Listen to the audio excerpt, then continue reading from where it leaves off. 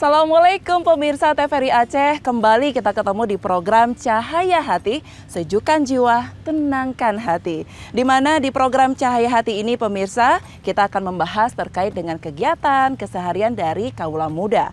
Jadi kita tahu mana yang boleh, mana yang tidak, mana yang halal dan juga mana yang haram.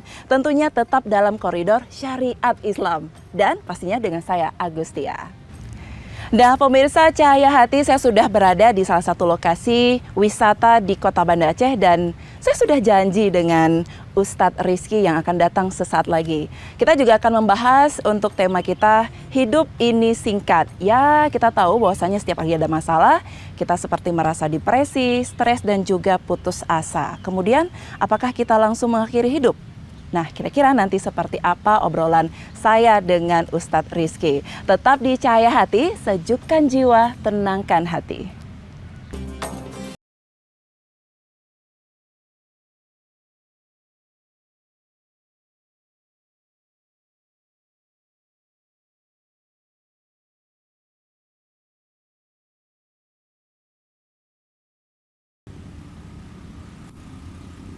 Assalamualaikum Ustadz. Waalaikumsalam Duduk ya? warahmatullahi wabarakatuh. Ya silahkan, baru saja Ya, mau telepon Tia nih. Alhamdulillah, ternyata kita masih memang diberikan kesempatan untuk duduk di sini ya Ustadz. Alhamdulillah. Ustadz apa kabar? Alhamdulillah sehat, walafiat. Keluarga juga aman ya? Alhamdulillah. Oke, jadi kita juga sudah janji kemarin kan kalau minggu ini kita jumpa untuk membahas tema hidup ini singkat. Benar. Nah sebenarnya yang seperti apa sih yang disebut dengan hidup ini singkat?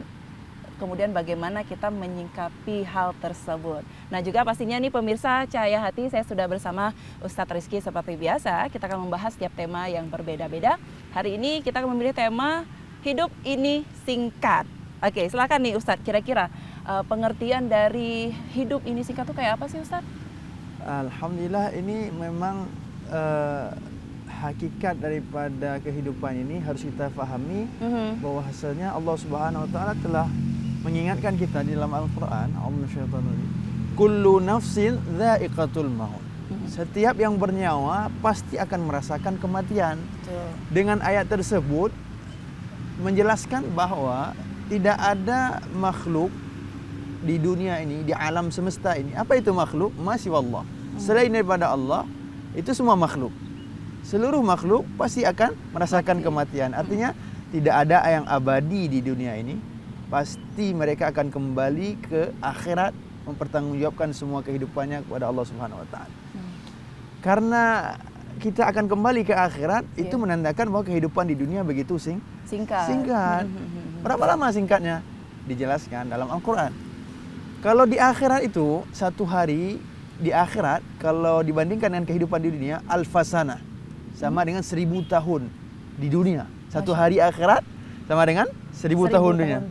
Dalam ayat lain ada khamsina alfasana, 50.000 tahun. Satu hari di akhirat, 50.000 tahun di dunia. Wah, Masya Allah. Jadi kan kalau kita bandingkan dengan umur Nabi Muhammad SAW saja. Umur Nabi Muhammad 63 tahun. 1000 tahun dibagi dengan 63 tahun itu lebih kurang 1,5 jam. Jadi kehidupan kita hanya 1,5 jam lah kurang lebih seperti di itu. akhirat. Di akhirat. 63 tahun umur kita di dunia cuma 1,5 jam akhirat. Singkat nggak tuh 1,5 jam nggak? Singkat sekali Ustaz. Kalau kita kalkulasikan lagi 24 jam sehari semalam, berapa jam kakak gunakan untuk tidur? Ya paling maksimal 8 jam. 8 jam. Untuk isoma, bukan soma, untuk makan, minum, mandi dan kegiatan hari-hari berapa waktu habis? Seperti misalkan kayak sholat, misalkan itu belum masuk sholat. Sholat nanti kategori ibadah. Yang untuk kegiatan hari-hari, makan, minum, mandi, olahraga, ke kafe, minum kopi, jumpa kawan, bawa keluarga, itu berapa waktu habis? Kalau dikalkulasikan dalam satu hari Satu hari ya. Aktif ya, sekitar 5-6 jam. Tidur 8 jam. Oke. Kegiatan sehari-hari 5 jam, 8 tambah 5, 13. 13 dari 24 kurang 13. Berapa jam lagi?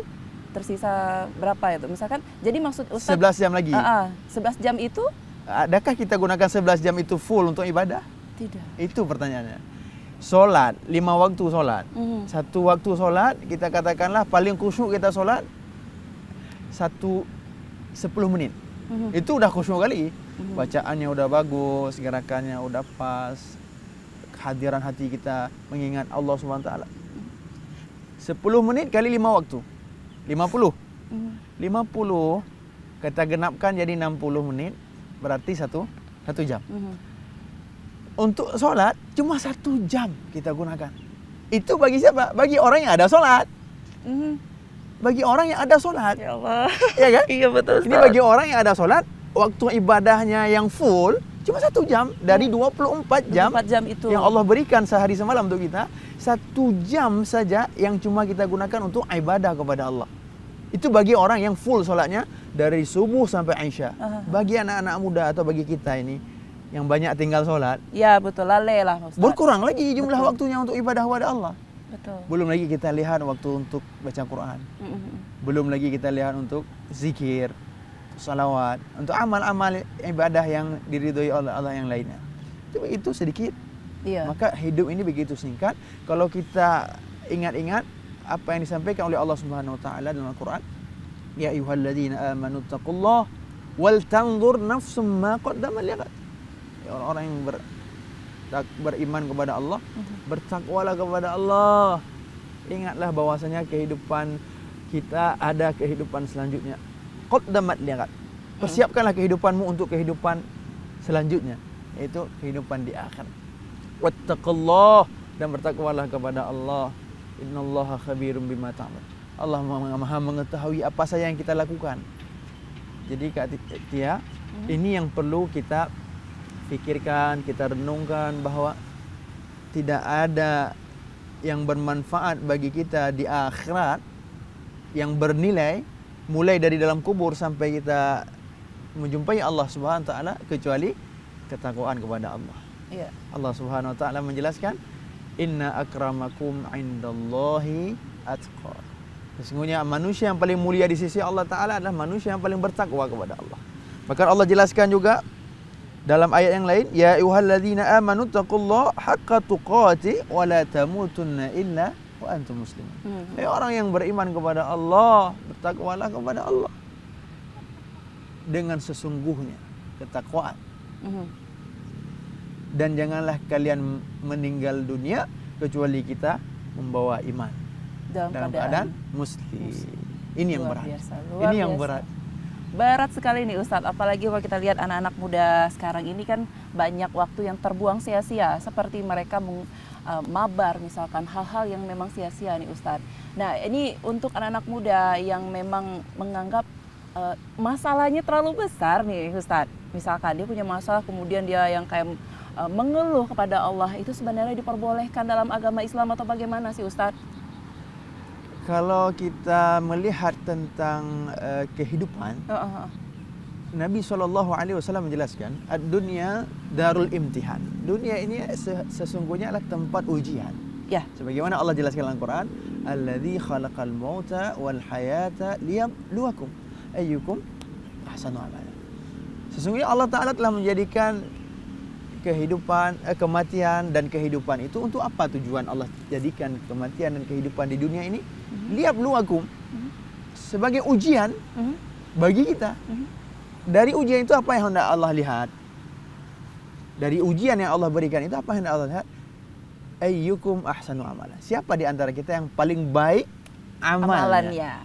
Bukan yang paling baik penampilannya, bukan yang paling baik rumahnya, bukan yang paling baik kendaraannya, bukan yang paling baik jabatannya.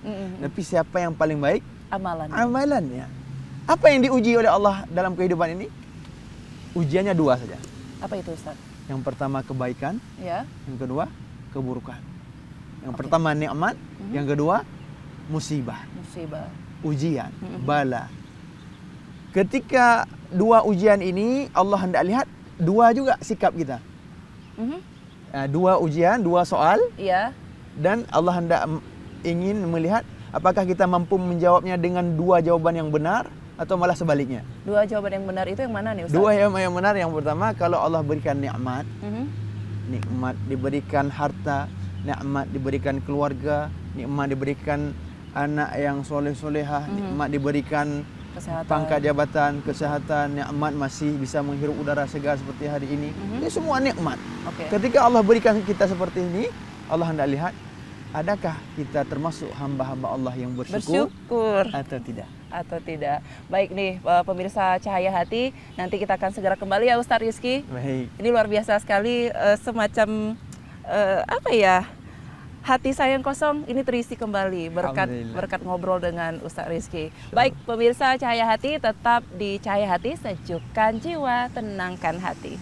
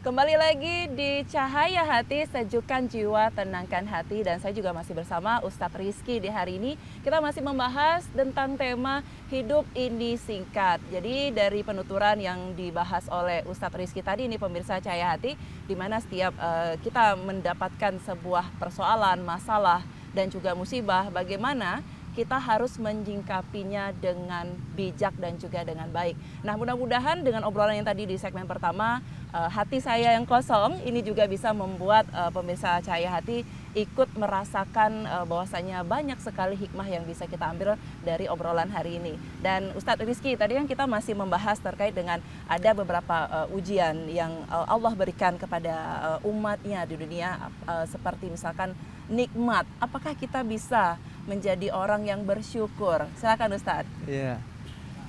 Untuk syukur ini memang amalan yang berat, sehingga Allah SWT katakan qalilam ma tashkurun, sedangkan sedikit hamba Allah yang bersyukur di dunia ini. Iya. Karena sifat manusia itu pelupa. Ketika dia dapat musibah, katakanlah seperti di Aceh, ketika kita dapat musibah tsunami, semua kita teringat kepada Allah. Betul. Tapi ketika sudah nikmat seperti ini, damai, tidak ada lagi bencana, banyak daripada kita tidak mengingat lagi nikmat Allah tersebut, sehingga kita tidak mau lagi taat kepada Allah. Padahal kata Allah, la in syakartum la azidannakum. Kalau kamu bersyukur, kami tambah nikmat kami yang lain. Kalau wala in kafartum inna adzabi lasyadid. Tapi kalau kita tidak mau bersyukur, tunggulah azab Allah itu sangatlah pedih. Iya, iya. Jadi menghadapi persoalan yang Allah berikan kepada kita, masalah, ujian, musibah. Kata Allah Subhanahu wa taala sebagaimana disebutkan oleh para ulama, setiap kesusahan yang Allah berikan kepada kita, pada saat itu Allah telah siapkan solusi bagi kita. Sehingga Allah Subhanahu wa taala menyatakan dalam Al-Qur'an, innallaha ma'as sabirin. Jadi ketika ada ujian yang Allah inginkan daripada kita, adakah kita bersabar dengan ujian tersebut ataupun tidak? Betul. Kalau kita mampu bersabar, pada saat itu juga kita bersama Allah Subhanahu wa taala. Kita dalam lindungan Allah, dalam kasih sayang Allah Subhanahu wa taala. Tapi kalau kita mengeluh, kenapa saya diberikan oleh Allah seperti ini? Kenapa selalu saya yang diberikan seperti ini? Sampai ada suatu ketika yang bercerita kepada saya, mu'alaf, ini kisah nyata ketika saya pernah ke Jakarta. Dia baru masuk Islam, kemudian istrinya itu taat dan mengajak dia untuk taat, menjaga sholat. Kemudian ketika dia menjaga sholat, dia memiliki sebuah bisnis jual beli. Ketika dia taat, malah bisnisnya itu Berkembang. bangkrut. Oh, bangkrut. Ketika dia bangkrut, pada saat itulah dia mengeluh kepada Allah. Wahai Allah, saya ini dari kafir beriman kepada Engkau. Dari beriman saya mencoba untuk taat kepada Engkau, melaksanakan salat, apa-apa yang Engkau perintahkan aku laksanakan. Tapi kenapa Engkau uji aku dengan ujian yang sangat berat? Dari sebelum aku beriman, Engkau berikan nikmat, bisnisku lancar. Ketika beriman malah bisnisku rugi, bahkan kolaps. Mulai saat ini, kata beliau, aku tidak mau lagi taat kepadamu, tidak mau lagi solat dan sebagainya. Beliau menceritakan kepada kami, dan kami sampaikan nasihat dengan lemah lembut bahwasanya itulah ujian.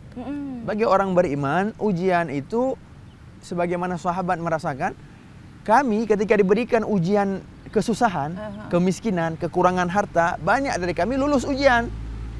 Kami taat kepada Allah, ketika kami lapar kami bersabar. Kemudian kami minta kepada Allah agar Allah Ta'ala berikan kami kekuatan. Tapi ketika kami diuji dengan nikmat, dengan harta benda, banyak negara-negara di dunia ini masuk Islam penduduknya, sehingga ghanimah, harta rampasan perang itu banyak dibagikan oleh Rasulullah SAW. Banyak daripada kami dengan mendapatkan nikmat tersebut, kami tidak lulus ujian. Kami semakin jauh daripada Allah, kami lalai dengan dunia tersebut, sehingga menyebabkan kami tidak lagi memperbanyak amal ibadah kepada Allah SWT. Jadi bukan hanya kesusahan ujian, kenikmatan, pangkat jabatan, harta benda itu ujian juga. Bahkan itu lebih berat daripada ujian tidak diberikan harta. Jadi saat diberikan sebuah hadiah ya dari jabatan, harta, itu bukan sebuah kenikmatan juga ya Ustadz? Kenikmatan, sekaligus ujian. Ujian, bagaimana kita mampu menjadi orang yang bersyukur begitu. Subhanallah. Ya Allah, banyak sekali nih, kayaknya kurang bersyukur nih hidup nih Ustadz. Nah kalau anak muda sekarang gimana nih Ustadz? Dikit-dikit curhat, bahwasanya kok hidup aku kayak gini aja ya, katanya gitu. Terus sebenarnya kita boleh nggak sih, dosa nggak sih mengeluh kayak gitu terus Ustadz? Terhadap dengan apa yang kita alami dalam hidup? Sebenarnya kalau mengeluh itu sifat fitrah manusia. Kalau ketika iman kita menurun, pasti kita akan mengeluh atas setiap ujian yang diberikan oleh Allah SWT. Akan tapi mengeluh yang diperintahkan oleh Allah itu bukan kepada makhluk, bukan kepada sesama makhluk, kepada kawan. Baik. Bahkan bukan kepada suami kalau kita seorang istri seperti Tia. Atau seperti saya seorang suami, bukan mengeluh kepada istri. Anak bukan mengeluh kepada ayahnya, atau bawahan mengeluh kepada atasan. Mengeluh yang diinginkan oleh Allah itu kita keluhkan semua permasalahan kita kepada siapa? Kepada Allah. Wasta'inu bis-sabri was-shalah. Mintalah pertolongan kepada Allah dengan sabar dan solat. Allah inginkan ketika Allah berikan ujian, Allah ingin mengembalikan kita kepada Allah. Allah melihat kita sudah jauh nih dari Allah. Wahai hambaku, engkau telah jauh dari aku. Maka Allah berikan satu ujian, berikan sakit. Dengan sakit itu kita kembali dengan ingat kepada Allah SWT. Dengan musibah kita kembali ingat kepada Allah Subhanahu Wa Taala. Maka dengan ujian seperti itulah Allah Subhanahu Wa Taala ingin mengembalikan kita kepada Allah. Ketika seorang hamba kembali kepada Allah, Allah Subhanahu Wa Taala sangat senang. Sebagaimana dikatakan dalam sebuah mafhum hadis, kalau ada seorang ibu seorang ibu memiliki seorang anaknya, yang anaknya sudah lama merantau, tidak pulang. Maka ketika anaknya pulang itu bagaimana perasaan seorang ibu? Bahagia luar biasa. Bahagia luar biasa. Atau perumpamaan lain diberikan, ada seorang musafir di padang pasir. Dia berpergian dengan seekor kuda. Kemudian dia ikat kuda di sebuah pohon. Kemudian dia solat. Ketika dia solat, selesai solat, rupanya kudanya itu lari, sehingga dia menghilang. Tidak lagi nampak kudanya di mana. Maka dia merasakan kesusahan luar biasa. Betul. Ketika dia mencari-cari kuda itu, Allah SWT datangkan kuda itu kembali. Bagaimana perasaan seorang pemuda yang sedang musafir di tengah padang pasir ini melihat kudanya kembali? Senang luar biasa. Senang luar biasa. Kesenangan Allah ketika seorang hamba kembali kepada Allah, ketika dia sudah lama jauh daripada Allah. Dia tidak lagi meminta kepada Allah, tidak lagi mengeluh kepada Allah, tidak lagi berdoa kepada Allah, bahkan tidak lagi sujud kepada Allah, tidak lagi solat kepada Allah. Sudah lama. Apalagi anak-anak muda mungkin menganggap bisa mengandalkan orang tuanya, mengandalkan ibunya, mengandalkan kawan-kawannya, relasinya, linknya, mengandalkan dirinya bahkan. Tidak perlu dia kepada Allah sehingga tak butuh dia untuk sholat, tak butuh untuk berdoa. Masya Allah. Dia bisa menyelesaikan masalahnya Ya. sendiri. Dia Dia anggap menganggap, iya. dia bisa menyelesaikan masalah sendiri. Padahal pada saat dia anggap seperti itulah dia sedang jauh daripada Allah. Masya Maka Allah beri ujian. Ketika dia ujian, baru dia merasakan bahwa saya ini tidak ada apa-apanya. Saya tidak bisa buat apa-apa. La haula wala quwata illa billah. Pada saat itulah Allah inginkan dia merasa bahwa dia punya Allah. Maka curhatlah kepada Allah. Mintalah kepada Allah. Sujudlah kepada Allah. Sujudlah kepada Allah, Allah selesaikan semua masalah itu. Baik, baik. Luar biasa sekali. Saya terharu, Ustaz. Karena dengan permasalahan hidup ini banyak orang yang pada akhirnya mereka kan depresi ya Ustaz ya kebanyakan. Yang memang kurang imannya di dalam hati. Ustadz, bagaimana pandangan Ustadz terkait dengan keputusan seseorang, mohon maaf nih Ustadz, seperti mengakhiri hidupnya. Ini kan juga bisa, apakah bisa dimaknai dengan menganggap hidup ini memang betul-betul singkat. Kalau Ustadz tadi kan sampaikan, ya kita ya sudah bersujud kepada Allah. Kita mengumpulkan amalan-amalan kita untuk kembali kepada Allah dalam kondisi muslim gitu, muslim.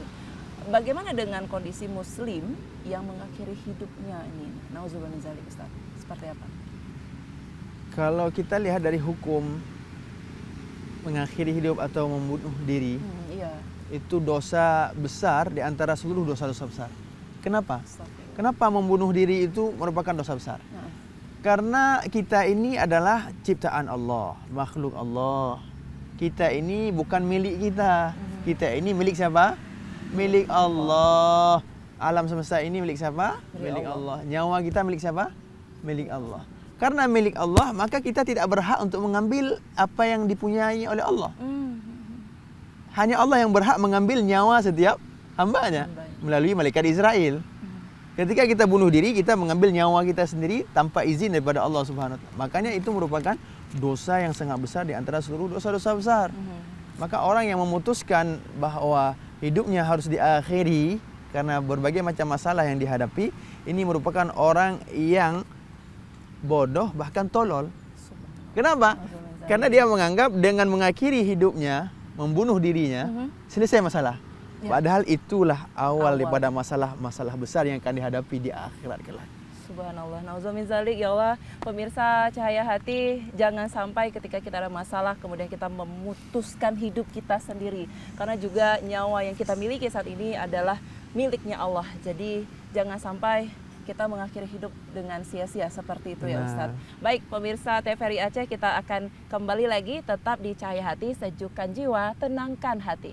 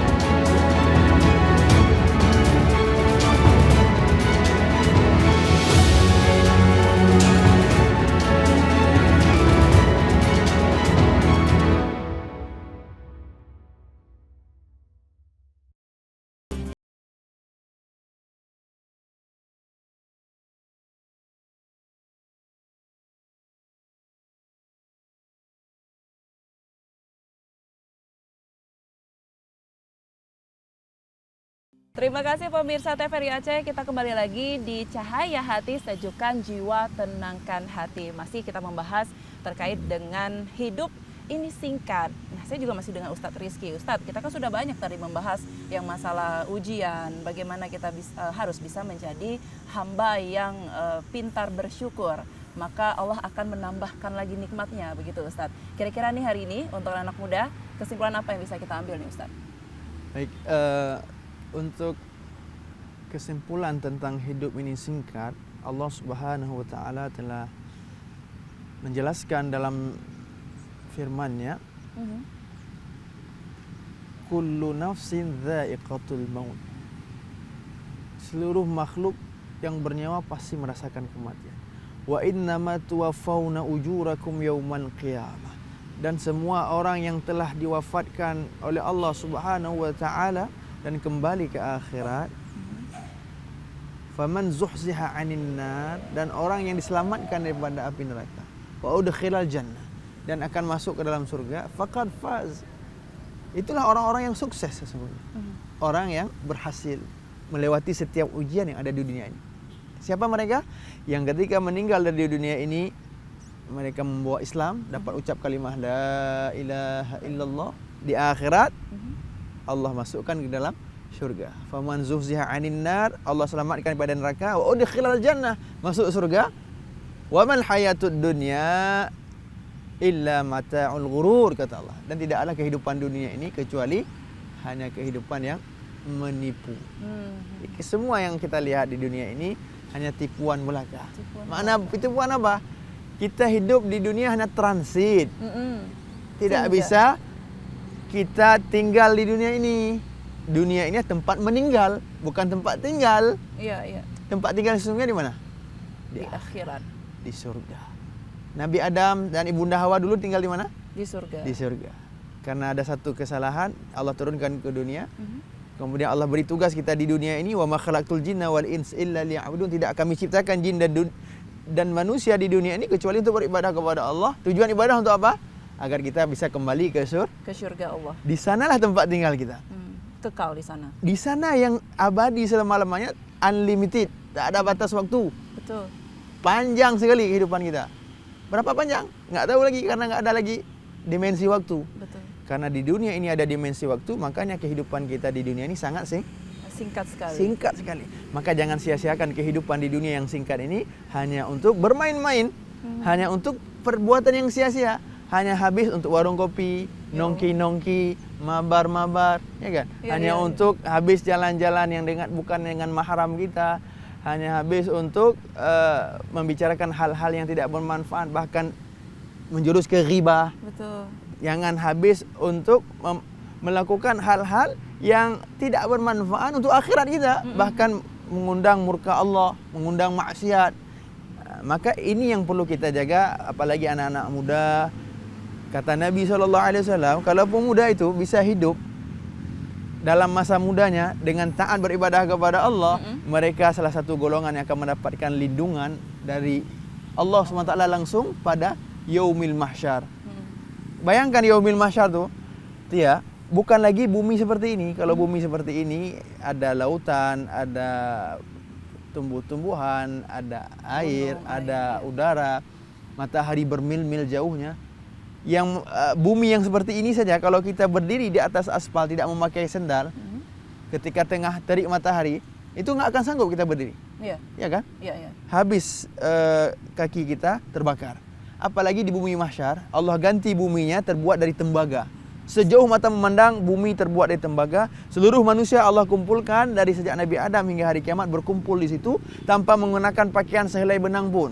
Kata Sayyidah Aisyah bertanya kepada Nabi, "Ya Rasulullah, apakah di hari itu kita tidak malu karena nggak pakai pakaian?" Yeah. Apa kata Nabi? "Wahai Aisyah, pada hari itu orang akan sibuk dengan amalnya masing-masing.